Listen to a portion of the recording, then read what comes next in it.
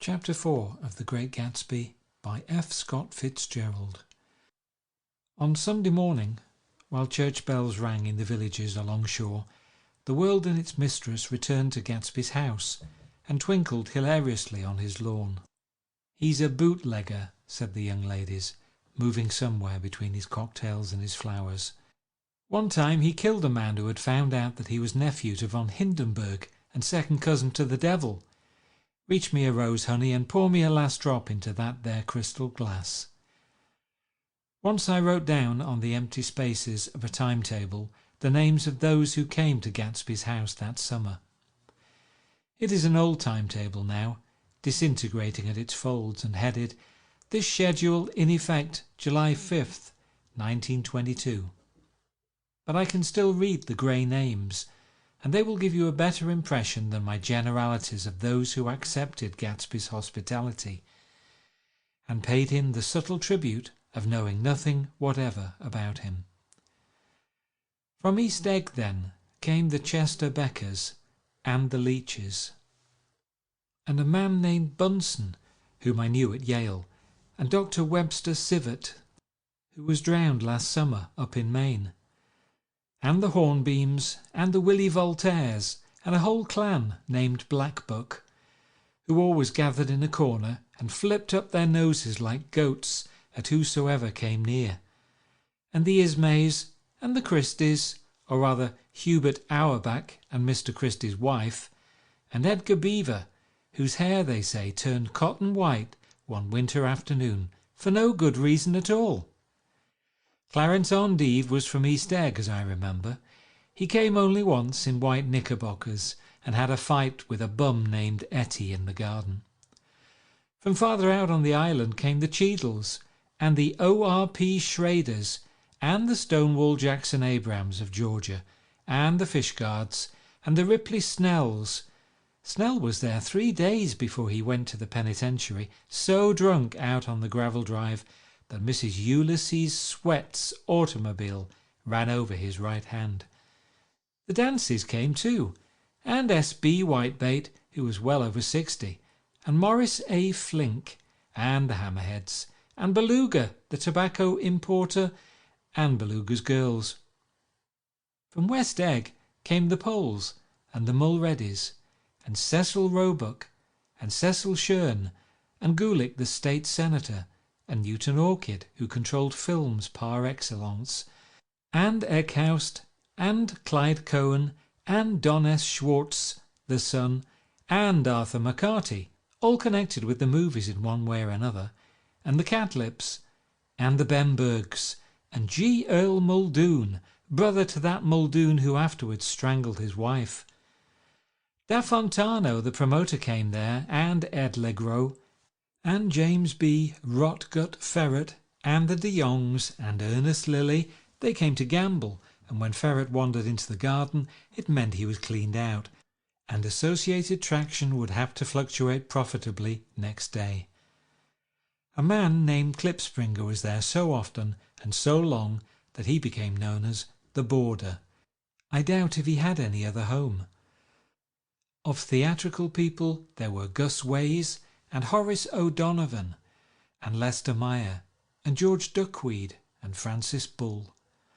Also from New York were the Cromes, and the Backhysons, and the Dennikers, and Russell Betty, and the Corrigans, and the Kelleher's, and the Dewars, and the Scullys, and S.W. Belcher, and the Smirks, and the young Quinns, divorced now, and Henry L. Palmetto, who killed himself by jumping in front of a subway train in Times Square. Benny McClenahan arrived, always with 4 girls. They were never quite the same ones in physical person, but they were so identical one with another that it inevitably seemed they had been there before. I have forgotten their names.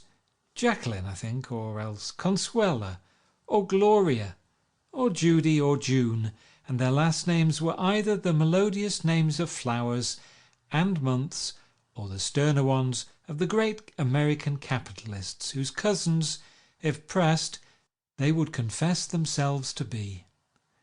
In addition to all these, I can remember that Faustina O'Brien came there at least once, and the Baedeker girls, and young Brewer, who had his nose shot off in the war, and Mr. Albrucksberger, and Miss Haag, his fiancée, and Ardita Fitzpeters, and Mr. P. Jewett, once head of the American Legion, and Miss Claudia Hipp, with a man reputed to be her chauffeur, and a prince of something, whom we call Duke, and whose name, if I ever knew it, I have forgotten. All these people came to Gatsby's house in the summer. At 9 o'clock one morning late in July, Gatsby's gorgeous car lurched up the rocky drive to my door and gave out a burst of melody from its three-noted horn. It was the first time he had called on me, though I had gone to 2 of his parties, mounted in his hydroplane, and at his urgent invitation made frequent use of his beach. "Good morning, old sport. You're having lunch with me today, and I thought we'd ride up together." He was balancing himself on the running board of his car with that resourcefulness of movement that is so peculiarly American, that comes, I suppose, with the absence of lifting work or rigid sitting in youth, and even more with the formless grace of our nervous sporadic games. This quality was continually breaking through his punctilious manner in the shape of restlessness. He was never quite still. There was always a tapping foot somewhere, or the impatient opening and closing of a hand. He saw me looking with admiration at his car. "It's pretty, isn't it, old sport?" He jumped off to give me a better view. "Haven't you ever seen it before?" I'd seen it. Everybody had seen it. It was a rich cream colour, bright with nickel, swollen here and there in its monstrous length, with triumphant hat boxes and supper boxes and tool boxes, and terraced with a labyrinth of windshields that mirrored a dozen suns. Sitting down behind many layers of glass in a sort of green leather conservatory, we started to town. I had talked with him perhaps half a dozen times in the past month, and found to my disappointment that he had little to say. So my first impression that he was a person of some undefined consequence had gradually faded, and he had become simply the proprietor of an elaborate roadhouse next door. And then came that disconcerting ride. We hadn't reached West Egg Village before Gatsby began leaving his elegant sentences unfinished, and slapping himself indecisively on the knee of his caramel-coloured suit. "Look here, old sport," he broke out surprisingly, "what's your opinion of me anyhow?"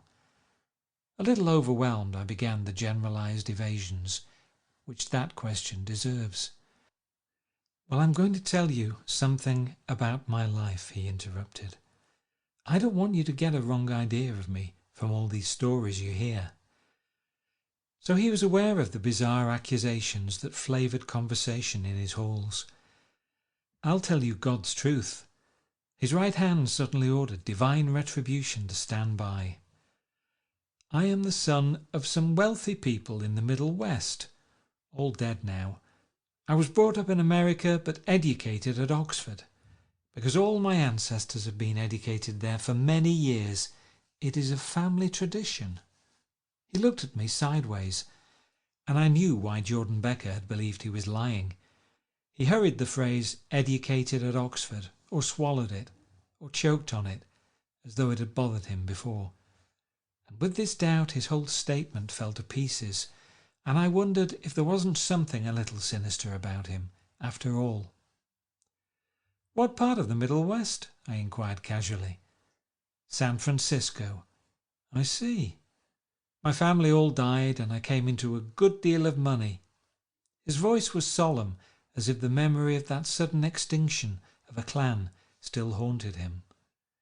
For a moment I suspected that he was pulling my leg, but a glance of him convinced me otherwise.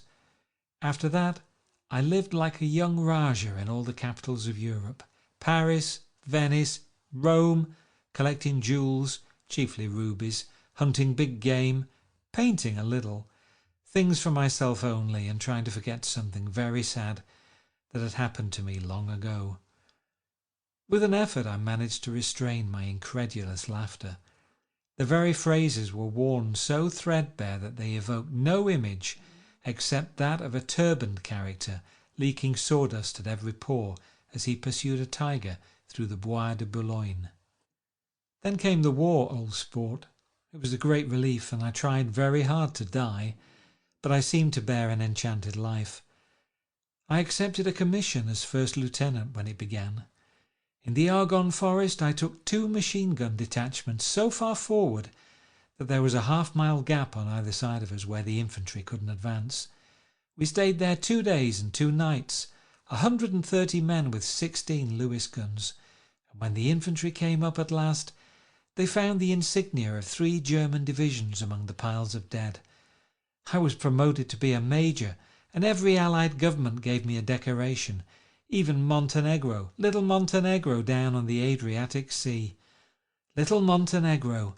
He lifted up the words and nodded at them with his smile. The smile comprehended Montenegro's troubled history and sympathized with the brave struggles of the Montenegrin people. It appreciated fully the chain of national circumstances which had elicited this tribute from Montenegro's warm little heart. My incredulity was submerged in fascination now. It was like skimming hastily through a dozen magazines. He reached in his pocket, and a piece of metal, slung on a ribbon, fell into my palm. That's the one from Montenegro. To my astonishment, the thing had an authentic look. Oderi di Danilo, ran the circular legend. Montenegro, Nicholas Rex. Turn it. Major Jay Gatsby, I read, for valour extraordinary. Here's another thing I always carry. A souvenir of Oxford days. It was taken in Trinity Quad. The man on my left is now the Earl of Doncaster. It was a photograph of half a dozen young men in blazers, loafing in an archway through which were visible a host of spires. There was Gatsby, looking a little, not much, younger, with a cricket bat in his hand. Then it was all true. I saw the skins of tigers flaming in his palace on the Grand Canal. I saw him opening a chest of rubies to ease, with their crimson-lighted depths, the gnawings of his broken heart. "I'm going to make a big request of you today," he said, pocketing his souvenirs with satisfaction. "So I thought you ought to know something about me. I didn't want you to think that I was just some nobody.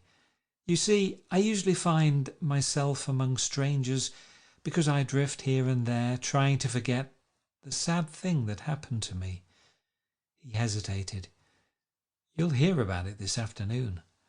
"At lunch?" "No, this afternoon. I happen to find out that you're taking Miss Baker to tea." "Do you mean you're in love with Miss Baker?"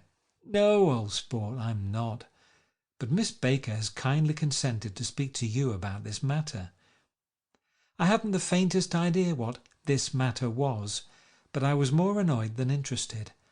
I hadn't asked Jordan to tea in order to discuss Mr. Jay Gatsby. I was sure the request would be something utterly fantastic, and for a moment I was sorry I'd ever set foot upon his overpopulated lawn. He wouldn't say another word. His correctness grew on him as we neared the city. We passed Port Roosevelt, where there was a glimpse of red-belted ocean-going ships, and sped along a cobbled slum lined with the dark, undeserted saloons of the faded, gilt 1900s. Then the Valley of Ashes opened out on both sides of us, and I had a glimpse of Mrs. Wilson straining at the garage pump with panting vitality as we went by. With fenders spread like wings, we scattered light through half Astoria, only half, for as we twisted among the pillars of the elevated, I heard the familiar jug-jug spat of a motorcycle, and a frantic policeman rode alongside. "All right, old sport," called Gatsby. We slowed down. Taking a white card from his wallet, he waved it before the man's eyes. "Right you are," agreed the policeman, tipping his cap. "Know you next time, Mr. Gatsby. Excuse me." "What was that?" I inquired. "The picture of Oxford. I was able to do the commissioner a favour once, and he sends me a Christmas card every year." Over the great bridge, with the sunlight through the girders making a constant flicker upon the moving cars, with the city rising up across the river in white heaps and sugar lumps, all built with a wish out of non-olfactory money.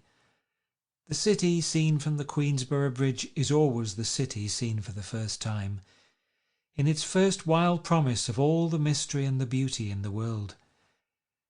A dead man passed us in a hearse heaped with blooms, followed by 2 carriages with drawn blinds, and by more cheerful carriages for friends. The friends looked out at us with the tragic eyes and short upper lips of southeastern Europe, and I was glad that the sight of Gatsby's splendid car was included in their sombre holiday.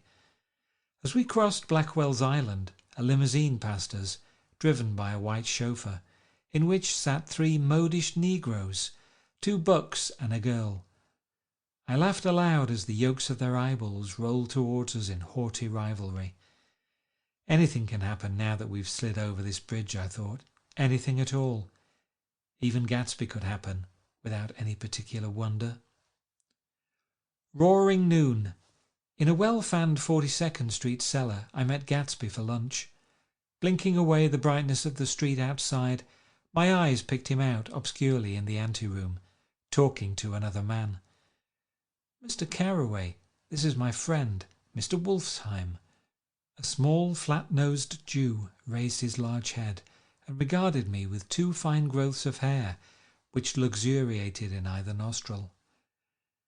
After a moment I discovered his tiny eyes in the half-darkness. "So I took one look at him," said Mr. Wolfsheim, shaking my hand earnestly. "And what do you think I did?" "What?" I inquired politely.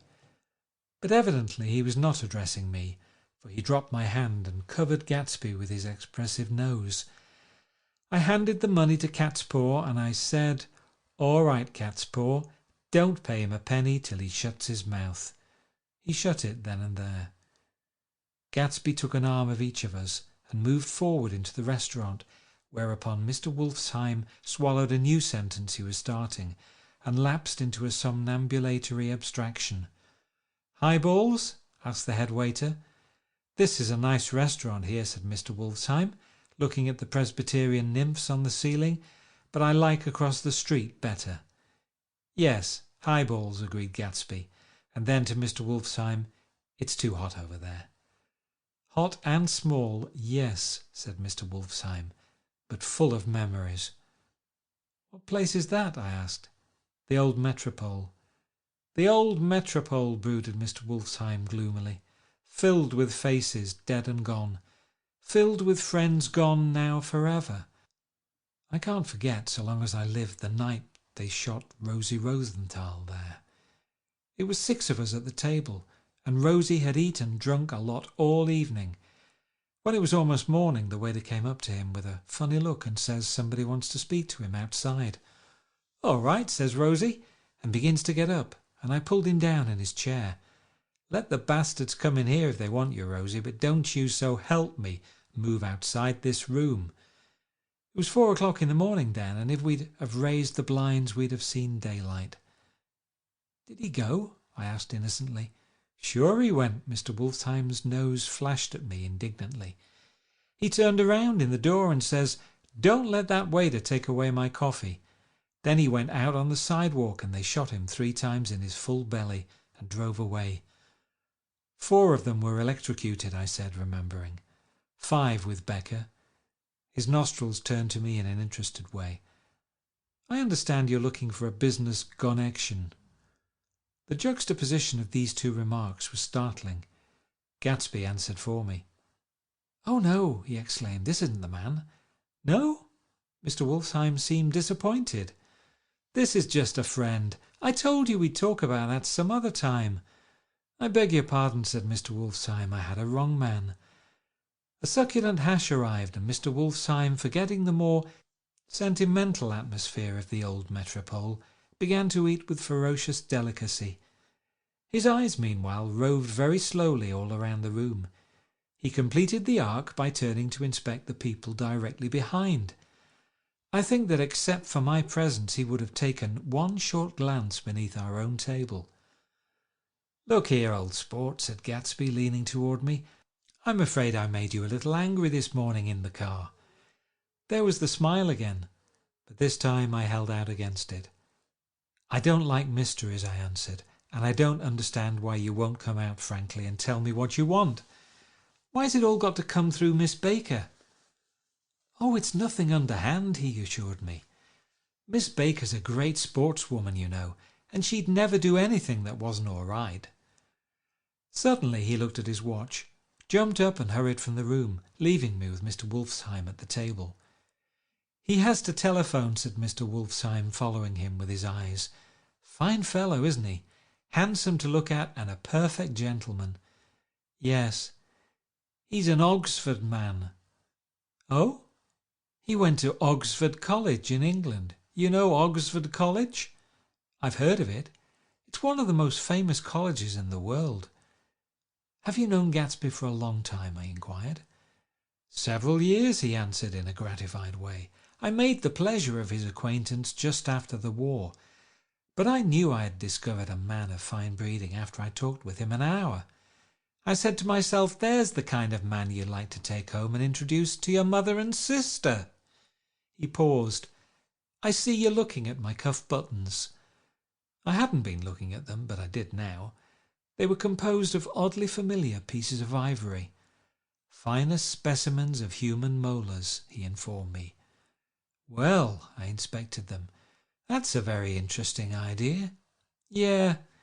He flipped his sleeves up under his coat. "Yeah, Gatsby's very careful about women.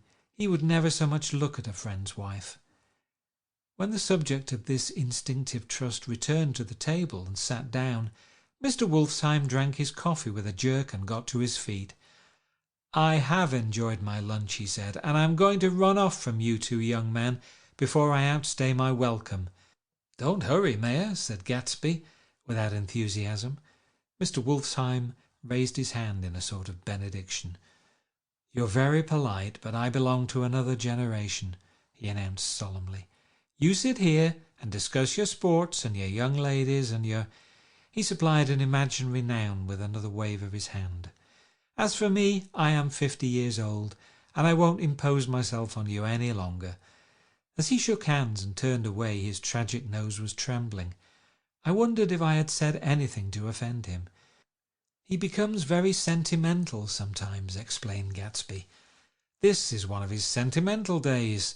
He's quite a character around New York, a denizen of Broadway." "Who is he, anyhow? An actor?" "No." "A dentist? Mayor Wolfsheim?" "No, he's a gambler." Gatsby hesitated, then added coolly, "He's the man who fixed the World Series back in 1919. "Fixed the World Series?" I repeated. The idea staggered me. I remembered, of course, that the World Series had been fixed in 1919, but if I had thought of it at all, I would have thought of it as a thing that merely happened, the end of some inevitable chain. It never occurred to me that one man could start to play with the faith of 50 million people with the single-mindedness of a burglar blowing a safe. "How did he happen to do that?" I asked after a minute. "He just saw the opportunity." "Why isn't he in jail?" "They can't get him, old sport. He's a smart man." I insisted on paying the cheque.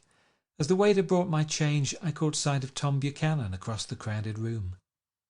"Come along with me for a minute," I said. "I've got to say hello to someone." When he saw us, Tom jumped up and took half a dozen steps in our direction. "Where have you been?" he demanded eagerly. "Daisy's furious because you haven't called up." "This is Mr. Gatsby, Mr. Buchanan." They shook hands briefly, and a strained, unfamiliar look of embarrassment came over Gatsby's face. "Have you been anyhow?" demanded Tom of me. "How do you happen to come up this far to eat?" "I've been having lunch with Mr. Gatsby." I turned toward Mr. Gatsby, but he was no longer there. "One October day in 1917, said Jordan Baker that afternoon, sitting up very straight on a straight chair in the tea garden at the Plaza Hotel, "I was walking along from one place to another, half on the sidewalks and half on the lawns. I was happier on the lawns because I had on shoes from England with rubber knobs on the soles that bit into the soft ground.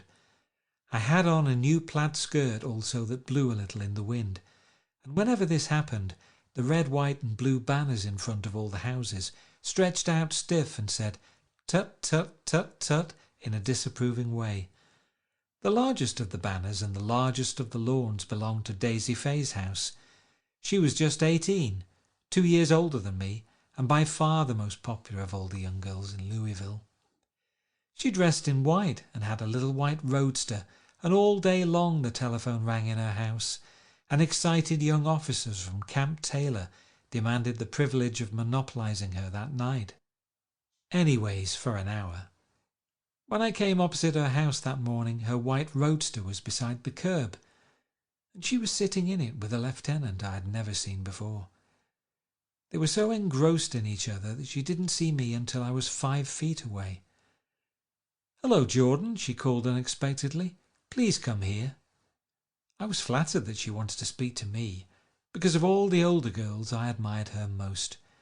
She asked me if I was going to the Red Cross and make bandages. I was. Well then, would I tell them that she couldn't come that day? The officer looked at Daisy while she was speaking, in a way that every young girl wants to be looked at sometime, and because it seemed romantic to me, I've remembered the incident ever since. His name was Jay Gatsby, and I didn't lay eyes on him again for over 4 years.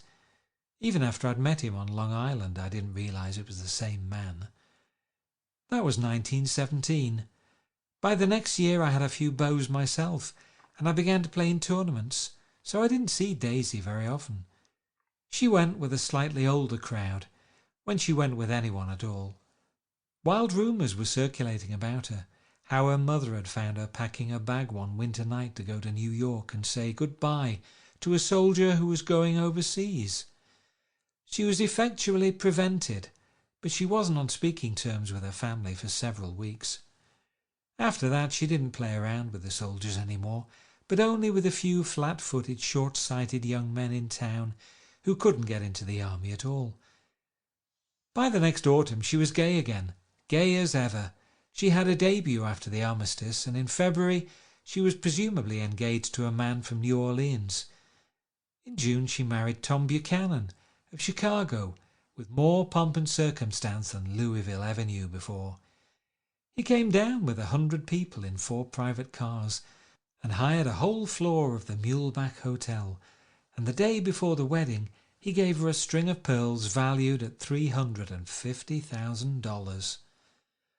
I was a bridesmaid.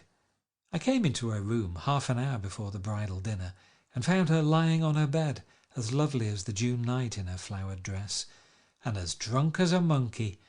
She had a bottle of Sauterne in one hand and a letter in the other. "Gratulate me," she muttered. "Never had a drink before, but oh, how I do enjoy it." "What's the matter, Daisy?" I was scared, I can tell you. I'd never seen a girl like that before. "Here, dearest." She groped around in a waste basket she had with her on the bed and pulled out the string of pearls. "Take 'em downstairs and give 'em back to whoever they belong to. Tell 'em all Daisy's changed her mind. Say, Daisy's changed her mind." She began to cry. She cried and cried. I rushed out and found her mother's maid, and we locked the door and got her into a cold bath. She wouldn't let go of the letter. She took it into the tub with her and squeezed it up into a wet ball, and only let me have it in the soap dish when she saw that it was coming to pieces like snow. But she didn't say another word. We gave her spirits of ammonia and put ice on her forehead and hooked her back into her dress, and half an hour later, when we walked out of the room, the pearls were around her neck and the incident was over. Next day at 5 o'clock she married Tom Buchanan without so much as a shiver, and started off on a 3-month trip to the South Seas. I saw them in Santa Barbara when they came back, and I thought I'd never seen a girl so mad about her husband. If he left the room for a minute, she'd look around uneasily and say, "Where's Tom gone?" and wear the most abstracted expression until she saw him coming in the door. She used to sit on the sand with his head in her lap by the hour, rubbing her fingers over his eyes and looking at him with unfathomable delight. It was touching to see them together. It made you laugh in a hushed, fascinated way. That was in August. A week after I left Santa Barbara, Tom ran into a wagon on the Ventura Road one night and ripped a front wheel off his car. The girl who was with him got into the papers too because her arm was broken. She was one of the chambermaids in the Santa Barbara Hotel. The next April, Daisy had a little girl, and they went to France for a year. I saw them one spring in Cannes and later in Deauville, and then they came back to Chicago to settle down. Daisy was popular in Chicago, as you know. They moved with a fast crowd, all of them young and rich and wild, but she came out with an absolutely perfect reputation. Perhaps because she doesn't drink. It's a great advantage not to drink among hard-drinking people. You can hold your tongue, and moreover, you can time any little irregularity of your own so that everybody else is so blind that they don't see or care. Perhaps Daisy never went in for amour at all, and yet there's something in that voice of hers. Well, about 6 weeks ago she heard the name Gatsby for the first time in years. It was when I asked you, do you remember, if you knew Gatsby in West Egg? After you had gone home she came into my room and woke me up and said, "What Gatsby?" And when I described him, I was half asleep, she said in the strangest voice that it must be the man she used to know. It wasn't until then that I connected this Gatsby with the officer in her white car. When Jordan Baker had finished telling all this, we had left the plaza for half an hour and were driving in a Victoria through Central Park. The sun had gone down behind the tall apartments of the movie stars in the West 50s, and the clear voices of little girls, already gathered like crickets on the grass, rose through the hot twilight. "I'm the Sheik of Araby, your love belongs to me. At night when you're asleep into your tent I'll creep." It was a strange coincidence, I said. But it wasn't a coincidence at all. Why not? Gatsby bought that house so that Daisy would be just across the bay. Then it had not been merely the stars to which he had aspired on that June night. He came alive to me, delivered suddenly from the womb of his purposeless splendour. "He wants to know," continued Jordan, "if you'll invite Daisy to your house some afternoon, and then let him come over." The modesty of the demand shook me. He had waited 5 years and bought a mansion where he dispensed starlight to casual moths so that he could come over some afternoon in a stranger's garden. Did I have to know all this before he could ask such a little thing? "He's afraid. He's waited so long, he thought you might be offended.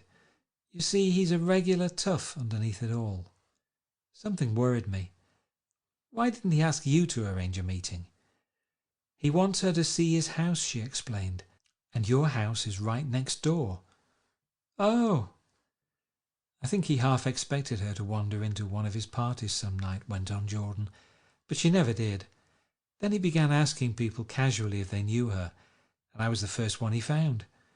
It was that night he sent for me at his dance, and you should have heard the elaborate way he worked up to it. Of course, I immediately suggested a luncheon in New York, and I thought he'd go mad. 'I don't want to do anything out of the way,' he kept saying. 'I want to see her right next door.' When I said you were a particular friend of Tom's, he started to abandon the whole idea. He doesn't know very much about Tom, though he says he's read a Chicago paper for years, just on the chance of catching a glimpse of Daisy's name." It was dark now, and as we dipped under a little bridge, I put my arm around Jordan's golden shoulder and drew her toward me and asked her to dinner.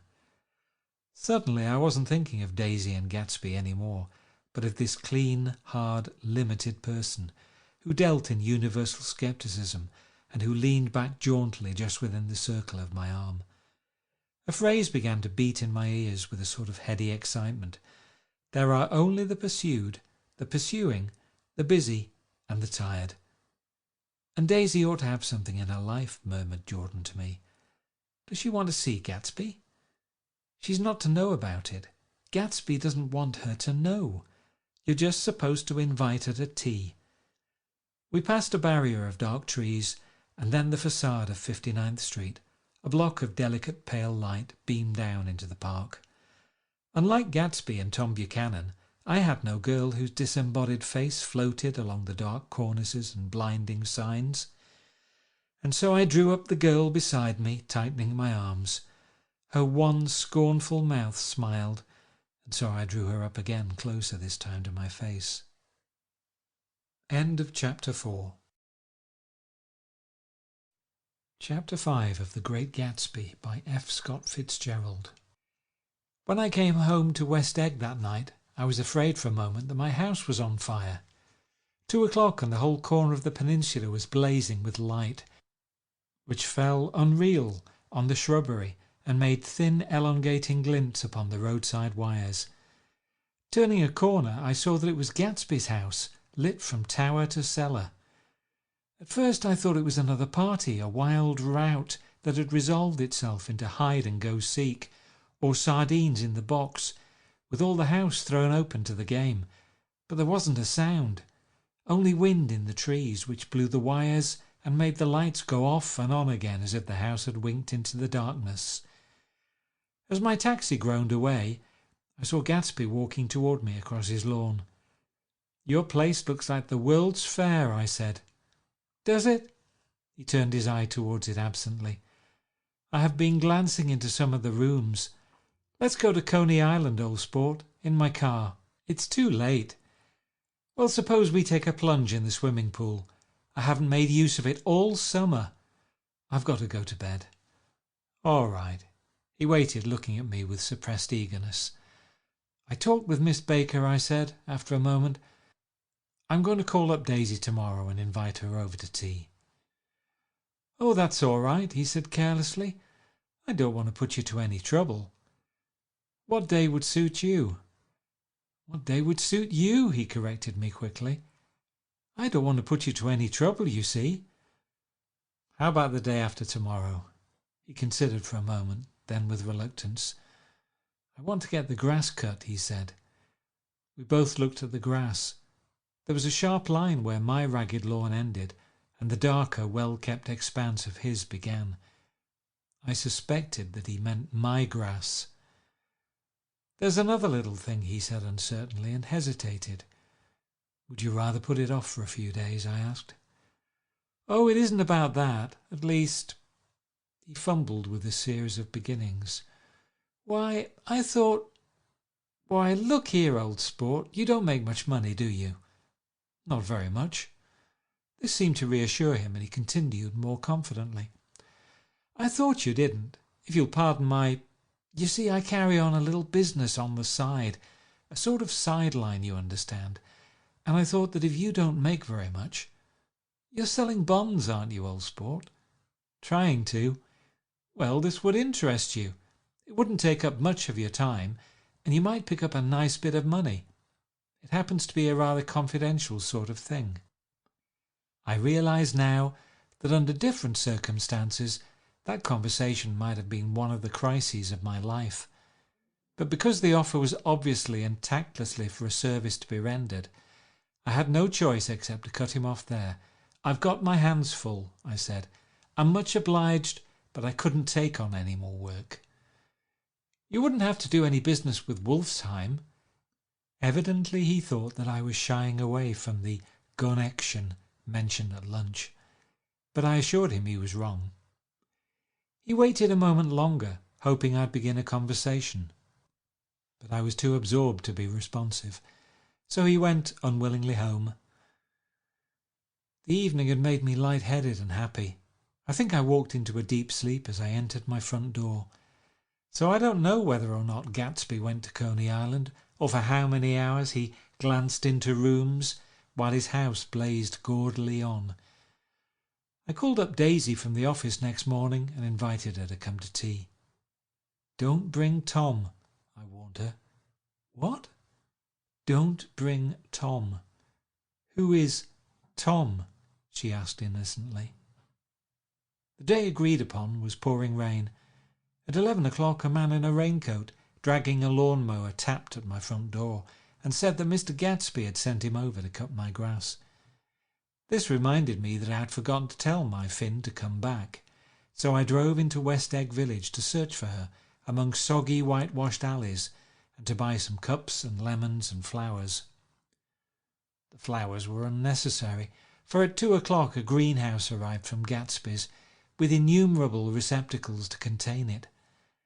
An hour later the front door opened nervously, and Gatsby, in a white flannel suit, silver shirt and gold-coloured tie, hurried in. He was pale, and there were dark signs of sleeplessness beneath his eyes. "Is everything all right?" he asked immediately. "The grass looks fine, if that's what you mean." "What grass?" he inquired blankly. "Oh, the grass in the yard." He looked out the window at it, but, judging from his expression, I don't believe he saw a thing.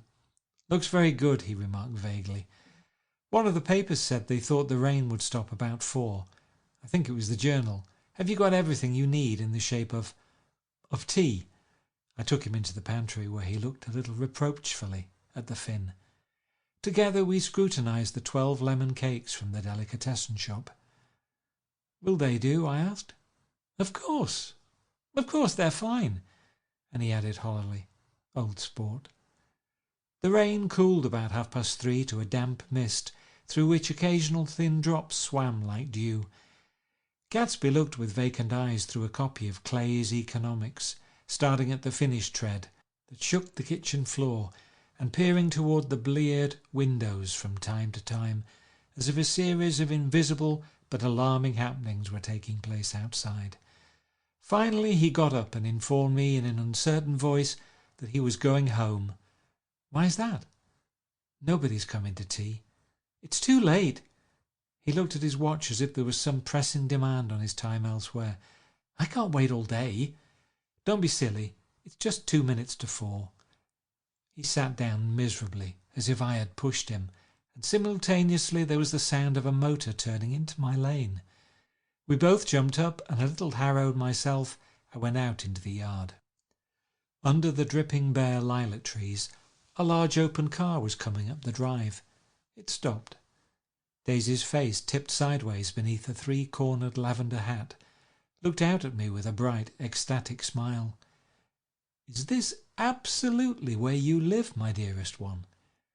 The exhilarating ripple of her voice was a wild tonic in the rain. I had to follow the sound of it for a moment up and down with my ear alone before any words came through.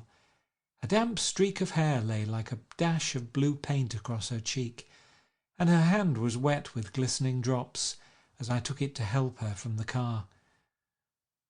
"Are you in love with me?" she said low in my ear. "Or why did I have to come alone?" "That's the secret of Castle Rack Rent. Tell your chauffeur to go far away and spend an hour." "Come back in an hour, Ferdy." Then, in a grave murmur, "His name is Ferdy." "Does the gasoline affect his nose?" "I don't think so," she said innocently. "Why?" We went in. To my overwhelming surprise, the living room was deserted. "Well, that's funny," I exclaimed. "What's funny?" She turned her head, as there was a light, dignified knocking at the front door. I went out and opened it.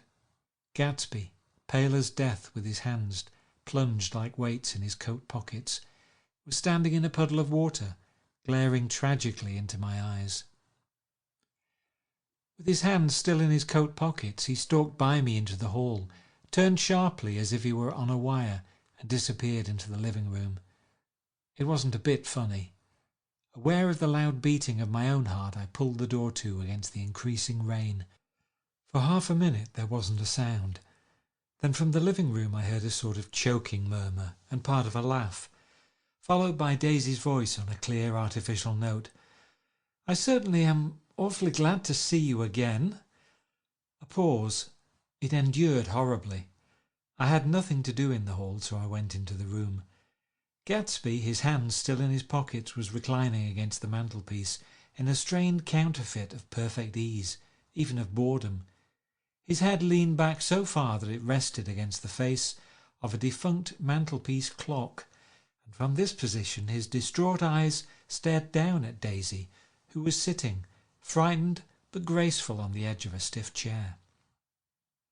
"We've met before," muttered Gatsby. His eyes glanced momentarily at me, and his lips parted with an abortive attempt at a laugh. Luckily the clock took this moment to tilt dangerously at the pressure of his head, whereupon he turned and caught it with trembling fingers and set it back in place. Then he sat down rigidly, his elbow on the arm of the sofa and his chin in his hand. "I'm sorry about the clock," he said. My own face had now assumed a deep tropical burn. I couldn't muster up a single commonplace out of the 1,000 in my head. "It's an old clock," I told them idiotically. I think we all believed for a moment that it had smashed in pieces on the floor. "We haven't met for many years," said Daisy, her voice as matter-of-fact as it could ever be. 5 years next November." The automatic quality of Gatsby's answer set us all back at least another minute. I had them both on their feet with the desperate suggestion that they help me make tea in the kitchen when the demoniac Finn brought it in on a tray. Amid the welcome confusion of cups and cakes, a certain physical decency established itself. Gatsby got himself into a shadow, and while Daisy and I talked, looked conscientiously from one to the other of us with tense, unhappy eyes. However, as calmness wasn't an end in itself, I made an excuse at the first possible moment and got to my feet. "Where are you going?" demanded Gatsby in immediate alarm. "I'll be back. I've got to speak to you about something before you go." He followed me wildly into the kitchen, closed the door and whispered, "Oh, God," in a miserable way. "What's the matter?" "This is a terrible mistake," he said, shaking his head from side to side. "A terrible, terrible mistake." "You're just embarrassed, that's all. And luckily," I added, "Daisy's embarrassed too." "She's embarrassed?" he repeated incredulously. "Just as much as you are." "Don't talk so loud. You're acting like a little boy," I broke out impatiently. "Not only that, but you're rude. Daisy's sitting in there all alone." He raised his hand to stop my words, looked at me with unforgettable reproach, and, opening the door cautiously, went back into the other room. I walked out the back way, just as Gatsby had when he had made his nervous circuit of the house half an hour before, and ran for a huge black knotted tree whose massed leaves made a fabric against the rain. Once more it was pouring, and my irregular lawn, well shaved by Gatsby's gardener, abounded in small muddy swamps and prehistoric marshes. There was nothing to look at from under the tree except Gatsby's enormous house, so I stared at it, like Kant at his church steeple, for half an hour. A brewer had built it early in the period craze, a decade before, and there was a story that he'd agreed to pay 5 years' taxes on all the neighbouring cottages if the owners would have their roofs thatched with straw. Perhaps their refusal took the heart out of his plan to found a family. He went into an immediate decline. His children sold his house with the black wreath still on the door. Americans, while occasionally willing to be serfs, have always been obstinate about being peasantry. After half an hour the sun shone again, and the grocer's automobile rounded Gatsby's drive with the raw material for his servant's dinner. I felt sure he wouldn't eat a spoonful. A maid began opening the upper windows of his house, appeared momentarily in each, and leaning from a large central bay, spat meditatively into the garden. It was time I went back. While the rain continued, it had seemed like the murmur of their voices, rising and swelling a little now and then with gusts of emotion. But in the new silence I felt that silence had fallen within the house too. I went in, after making every possible noise in the kitchen, short of pushing over the stove, but I don't believe they heard a sound. They were sitting at either end of the couch, looking at each other as if some question had been asked or was in the air, and every vestige of embarrassment was gone. Daisy's face was smeared with tears, and when I came in she jumped up and began wiping at it with her handkerchief before a mirror. But there was a change in Gatsby that was simply confounding. He literally glowed. Without a word or a gesture of exultation, a new well-being radiated from him and filled the little room.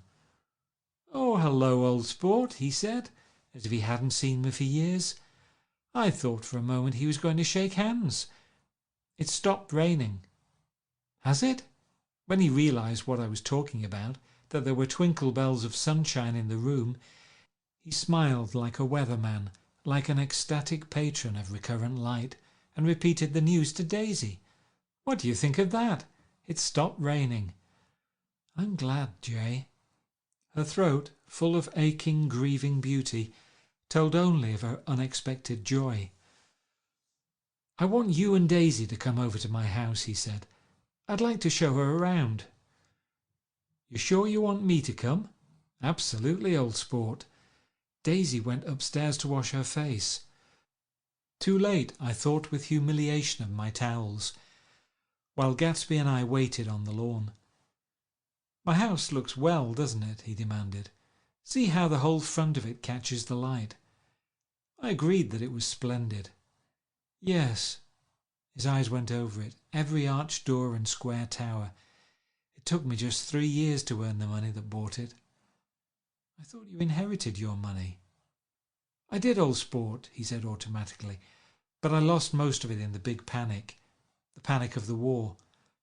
I think he hardly knew what he was saying, for when I asked him what business he was in, he answered, "That's my affair," before he realized that it wasn't an appropriate reply. "Oh, I've been in several things," he corrected himself.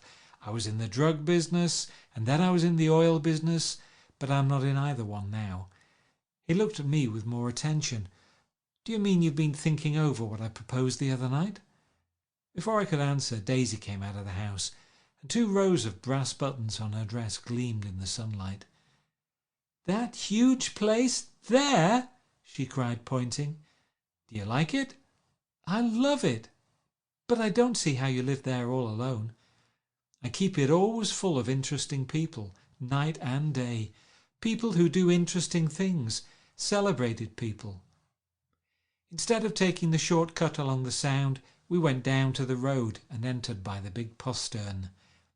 With enchanting murmurs, Daisy admired this aspect or that of the feudal silhouette against the sky, admired the gardens, the sparkling odour of jonquil, and the frothy odour of hawthorn and plum blossoms, and the pale gold odour of Kiss Me at the Gate.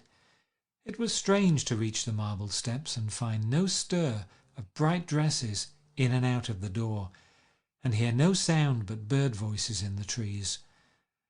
And inside, as we wandered through Marie Antoinette music rooms and restoration salons, I felt that there were guests concealed behind every couch and table, under orders to be breathlessly silent until we had passed through. As Gatsby closed the door of the Merton College Library, I could have sworn I heard the owl-eyed man break into ghostly laughter. We went upstairs through period bedrooms swathed in rose and lavender silk, and vivid with new flowers, through dressing rooms and pool rooms and bathrooms with sunken baths intruding into one chamber where a dishevelled man in pyjamas was doing liver exercises on the floor. It was Mr. Klipspringer, the boarder. I had seen him wandering hungrily about the beach that morning. Finally we came to Gatsby's own apartment, a bedroom and a bath, and an Adams study, where we sat down and drank a glass of some chartreuse he took from a cupboard in the wall. He hadn't once ceased looking at Daisy, and I think he revalued everything in his house according to the measure of response it drew from her well-loved eyes. Sometimes, too, he stared around at his possessions in a dazed way, as though in her actual and astounding presence none of it was any longer real. Once he nearly toppled down a flight of stairs.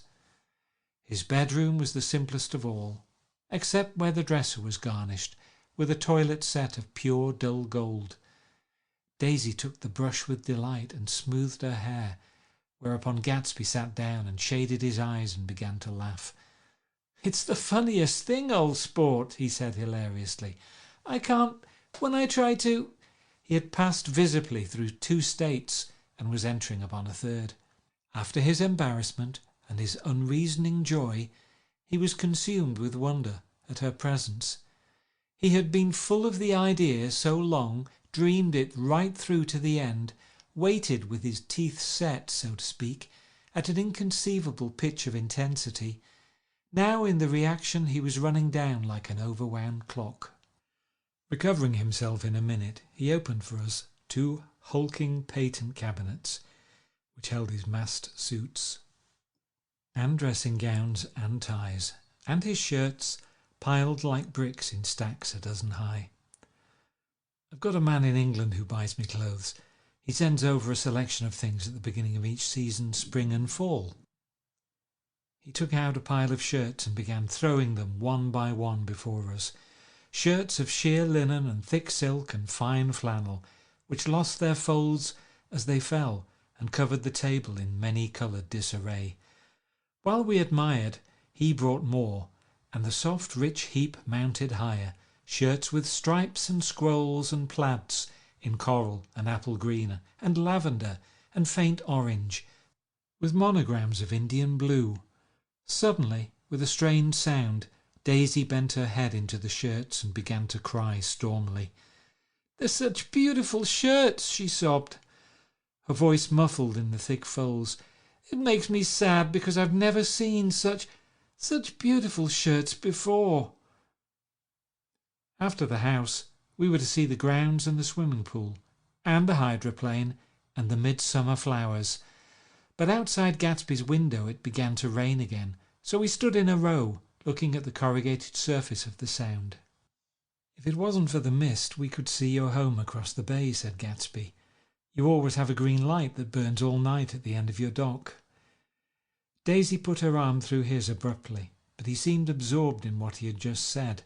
Possibly it had occurred to him that the colossal significance of that light had now vanished forever. Compared to the great distance that had separated him from Daisy, it had seemed very near to her, almost touching her. It had seemed as close as a star to the moon. Now it was again a green light on a dock. His count of enchanted objects had diminished by one. I began to walk about the room, examining various indefinite objects in the half-darkness.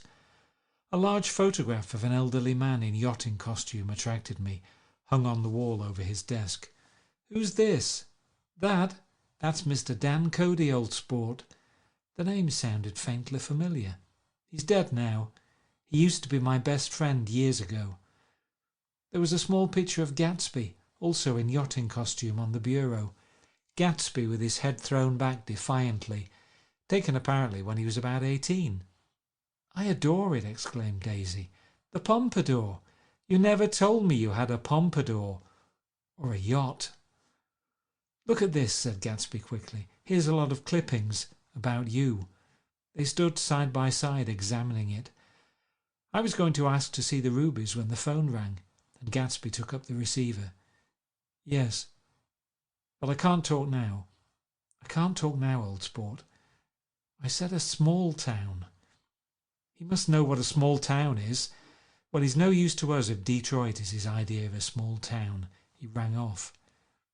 "Come here, quick!" cried Daisy at the window.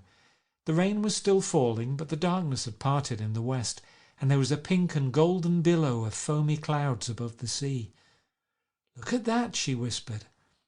And then, after a moment, "I'd like to just get one of those pink clouds and put you in it and push you around."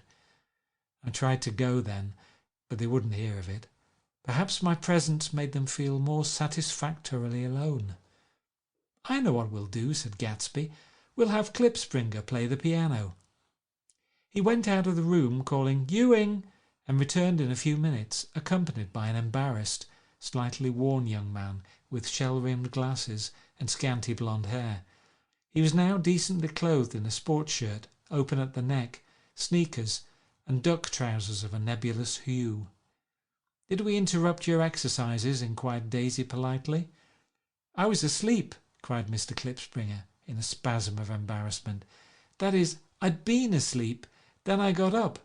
"Klipspringer plays the piano," said Gatsby, cutting him off. "Don't you, Ewing, old sport?" "I don't play well. I hardly play at all. I'm all out of "We'll go downstairs," interrupted Gatsby. He flipped a switch. The grey windows disappeared as the house glowed full of light. In the music room, Gatsby turned on a solitary lamp beside the piano. He lit Daisy's cigarette from a trembling match and sat down with her on a couch, far across the room, where there was no light, save what the gleaming floor bounced in from the hall. When Klipspringer had played the Love Nest, He turned around on the bench and searched unhappily for Gatsby in the gloom.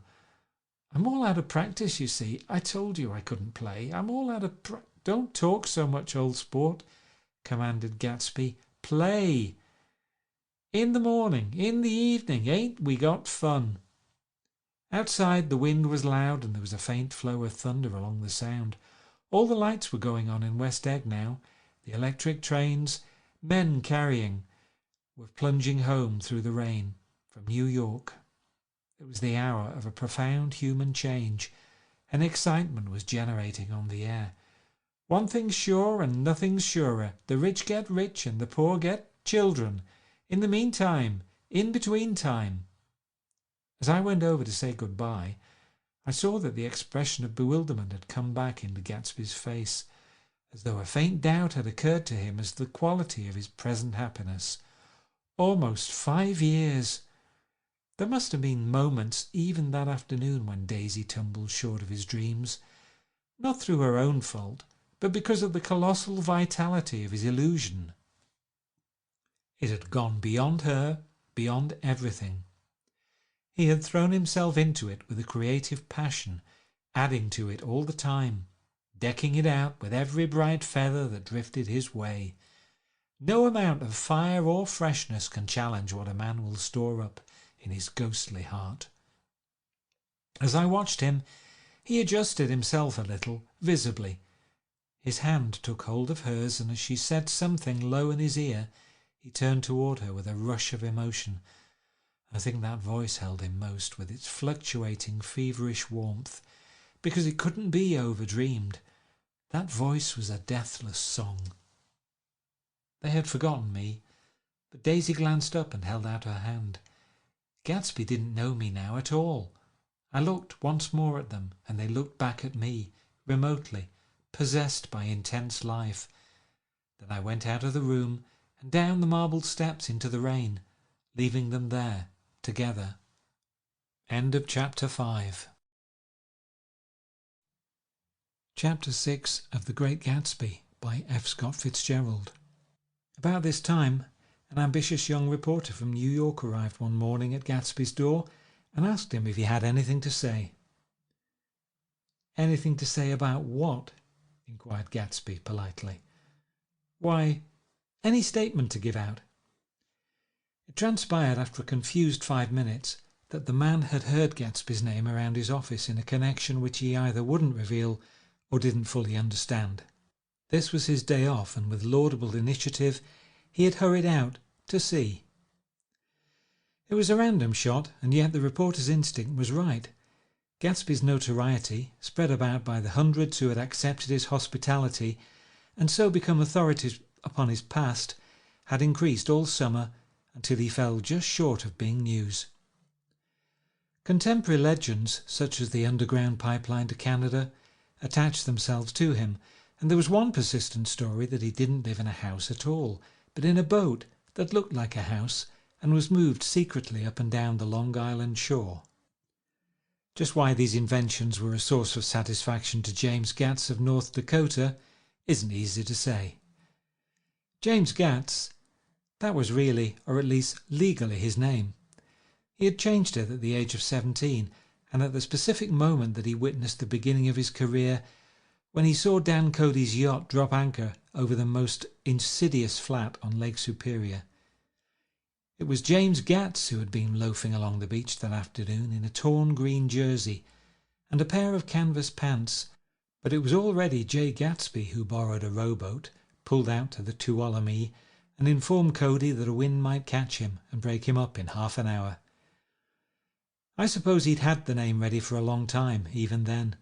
His parents were shiftless and unsuccessful farm people. His imagination had never really accepted them as his parents at all. The truth was that Jay Gatsby of West Egg, Long Island, sprang from his platonic conception of himself. He was a son of God, a phrase which, if it means anything, means just that, and he must be about his father's business, the service of a vast, vulgar, and meretricious beauty. So he invented just the sort of Jay Gatsby that a 17-year-old boy would be likely to invent, and to this conception he was faithful to the end. For over a year he had been beating his way along the south shore of Lake Superior as a clam digger and a salmon fisher, or in any other capacity that brought him food and bed. His brown, hardening body lived naturally through the half-fierce, half-lazy work of the bracing days. He knew women early, and since they spoiled him, he became contemptuous of them, of young virgins because they were ignorant, of the others because they were hysterical about things which, in his overwhelming self-absorption, he took for granted. But his heart was in a constant turbulent riot. The most grotesque and fantastic conceits haunted him in his bed at night. A universe of ineffable gaudiness spun itself out in his brain while the clock ticked on the washstand and the moon soaked with wet light his tangled clothes upon the floor.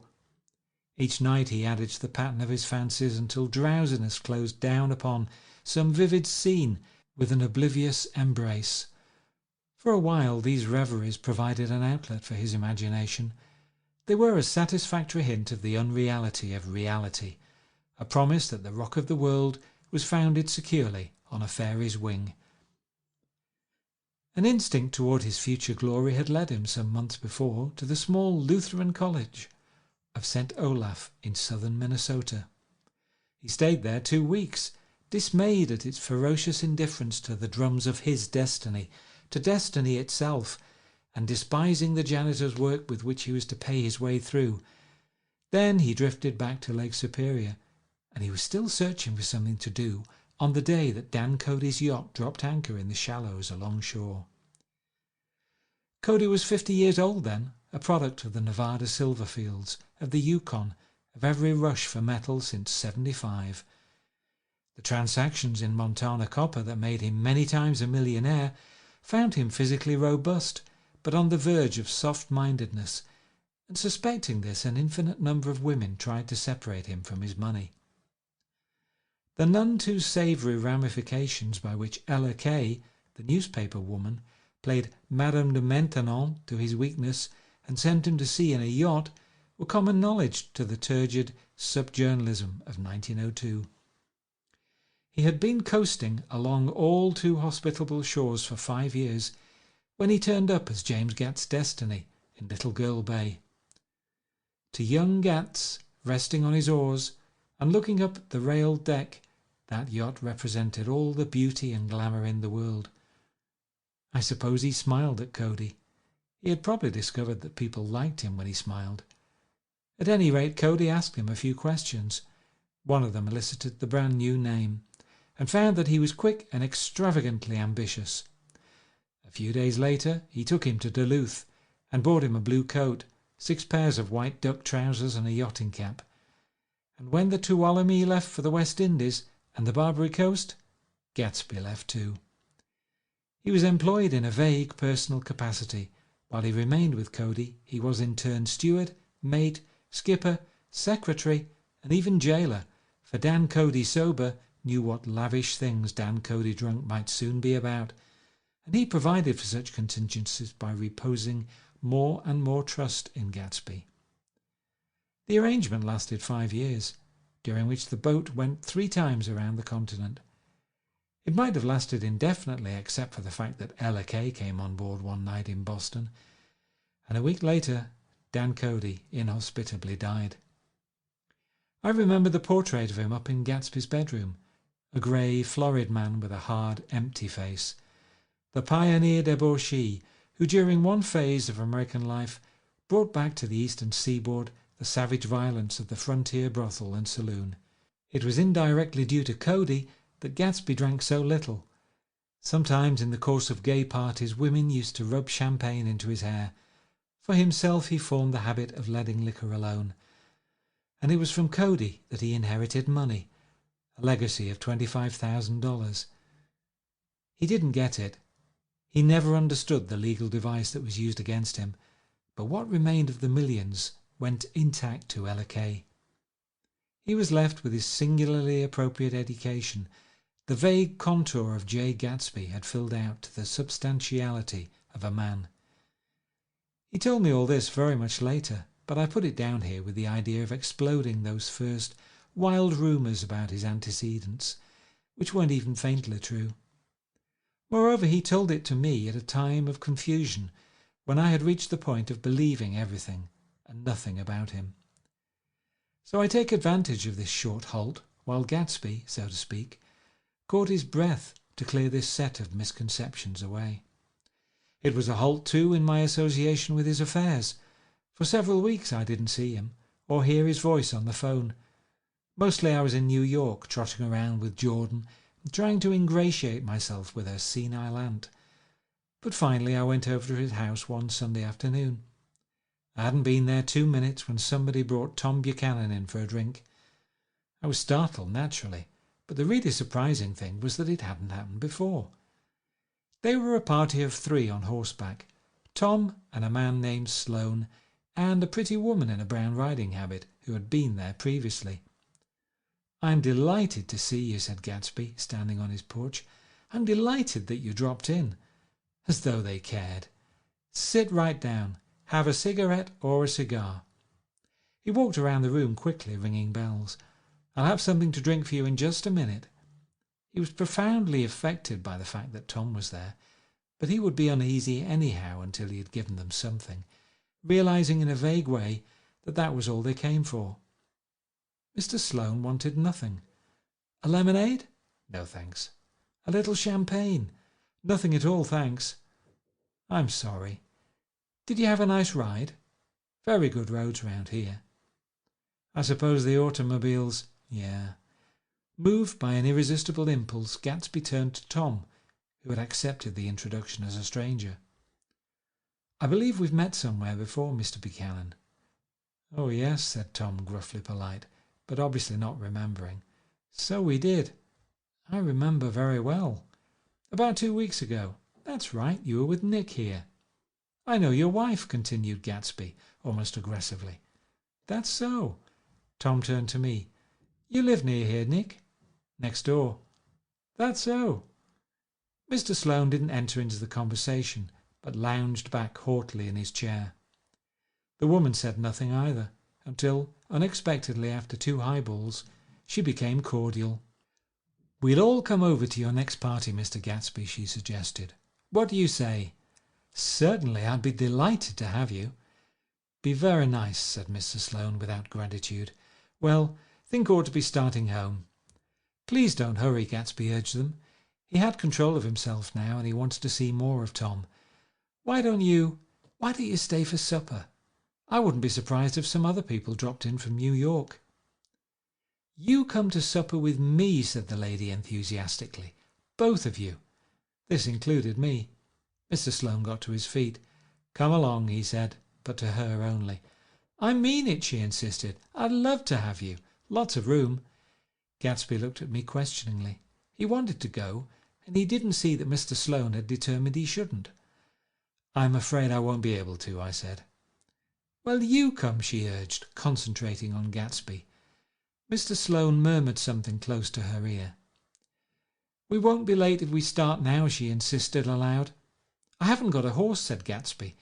"I used to ride in the army, but I've never bought a horse. I'll have to follow you in my car. Excuse me for just a minute." The rest of us walked out onto the porch, where Sloane and the lady began an impassioned conversation aside. "My God, I believe the man's coming," said Tom. "Doesn't he know she doesn't want him?" "She says she does want him. She has a big dinner party, and he won't know a soul there." He frowned. "I wonder where in the devil he met Daisy. By God, I may be old-fashioned in my ideas, but women run around too much these days to suit me. They meet all kinds of crazy fish." Suddenly Mr. Sloane and the lady walked down the steps and mounted their horses. "Come on," said Mr. Sloane to Tom. "We're late." "We've got to go." And then to me, "Tell him we couldn't wait, will you?" Tom and I shook hands. The rest of us exchanged a cool nod, and they trotted quickly down the drive, disappearing under the August foliage, just as Gatsby, with hat and light overcoat in hand, came out the front door. Tom was evidently perturbed at Daisy's running around alone, for on the following Saturday night he came with her to Gatsby's party. Perhaps his presence gave the evening its peculiar quality of oppressiveness. It stands out in my memory from Gatsby's other parties that summer. They were the same people, or at least the same sort of people, the same profusion of champagne, the same many-coloured, many-keyed commotion, but I felt an unpleasantness in the air, a pervading harshness that hadn't been there before. Or perhaps I had merely grown used to it, grown to accept West Egg as a world complete in itself, with its own standards and its own great figures, second to nothing because it had no consciousness of being so. And now I was looking at it again, through Daisy's eyes. It is invariably saddening to look through new eyes at things upon which you have expended your own powers of adjustment. They arrived at twilight, and as we strolled out among the sparkling hundreds, Daisy's voice was playing murmurous tricks in her throat. "These things excite me so," she whispered. "If you want to kiss me any time during the evening, Nick, just let me know and I'll be glad to arrange it for you. Just mention my name, or present a green card. I'm giving out green—" "Look around," suggested Gatsby. "I'm looking around. I'm having a marvellous— You must see the faces of many people you've heard about." Tom's arrogant eyes roamed the crowd. "We don't go around very much," he said. "In fact, I was just thinking I don't know a soul here." "Perhaps you know that lady," Gatsby indicated, a gorgeous, scarcely human orchid of a woman, who sat in state under a white plum tree. Tom and Daisy stared with that peculiarly unreal feeling that accompanies the recognition of a hitherto ghostly celebrity of the movies. "She's lovely," said Daisy. "The man bending over her is her director." He took them ceremoniously from group to group. "Mrs. Buchanan and Mr. Buchanan." After an instant's hesitation he added, "The polo player." "Oh no," objected Tom quickly, "not me." But evidently the sound of it pleased Gatsby, for Tom remained the polo player for the rest of the evening. "I've never met so many celebrities," Daisy exclaimed. "I like that man. What was his name? With the sort of blue nose?" Gatsby identified him, adding that he was a small producer. "Well, I liked him anyhow." "I'd a little rather not be the polo player," said Tom pleasantly.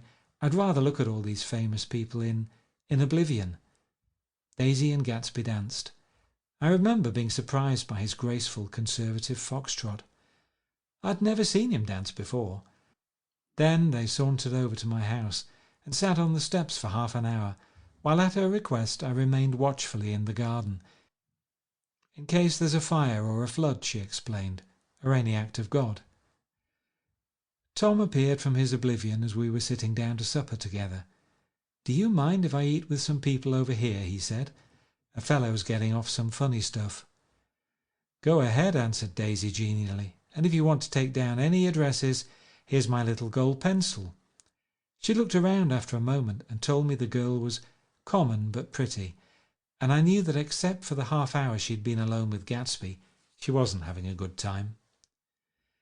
We were at a particularly tipsy table. That was my fault.